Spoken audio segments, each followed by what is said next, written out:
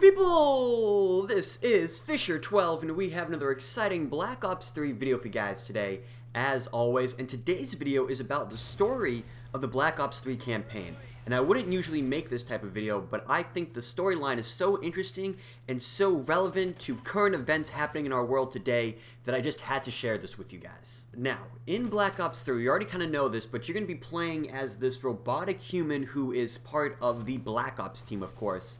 And this is kind of the part that we don't know. The story is centered around the leaking of top secret documents, and the leak comes from a secret CIA site in Singapore that randomly goes offline or falls off the grid, whatever you want to call it. And they say that this leak of information is the largest leak of intelligence in military history. I mean, we're talking about the locations of secret operations and things like military weak points, and this all in turn leads to the downfall of secret US operations across the world. So your objective in the game is to find out what happened in Singapore and who leaked the documents. I don't know about you guys, but that sounds very similar, if not exactly similar, to the Edward Snowden situation. And just a brief recap of that for people who may not be aware by now. Edward Snowden was a systems admin at an NSA base in Hawaii, and this is actually why, or one of the reasons why I find this so interesting, is because his job at the NSA is literally what I'm going to college for, which is computer networks. But Snowden essentially took thousands of important security-related documents from the United States government and then leaked them to the public. Now, we actually know who leaked the documents in-game, or at least we know a name, and that's Taylor. Taylor is the name of the whistleblower in this game. I don't know if that's a first name or a last name, but the name he's going by is Taylor. And a female soldier character in the game actually says, "The information Taylor released helped the NRC target strategic weak points in the Egyptian military defenses.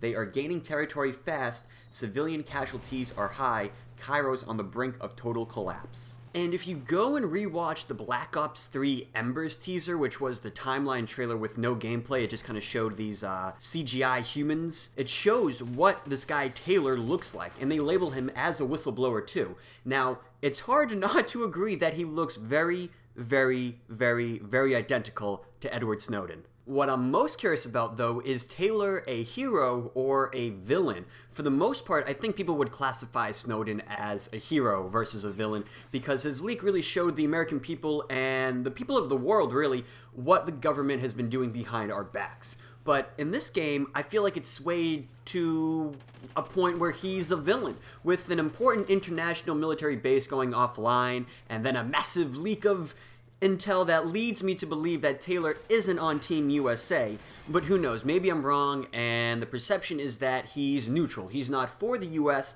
or against the US, but maybe he just tries to right wrongs when he sees them. I'm also curious what documents were leaked.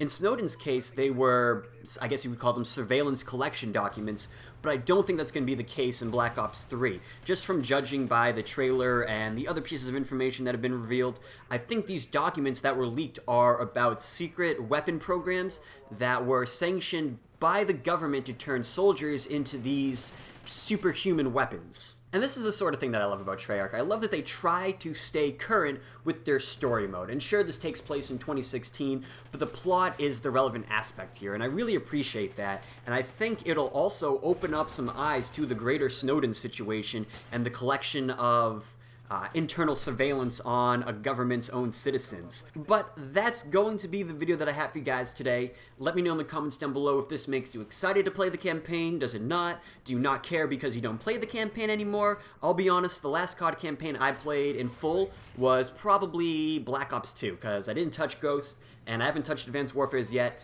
but I certainly will rub all over Black Ops 3. But again, that is going to do it for the video that I have for you guys today. So if you enjoyed it, make sure to give it a like and subscribe to the channel if you're new here, and stalk me after hours over on the Twitter at FisherTwelve. It's the same as the channel name above. There'll be a link to it down in the description alongside a link to my live stream over at twitch.tv/FisherTwelve, where I live stream now Tuesday through Thursday at 8 p.m. Eastern Standard Time with a surprise weekend stream, but you're going to have to check Twitter for that one. So I hope to see you guys there. I hope you enjoyed the video, and take care.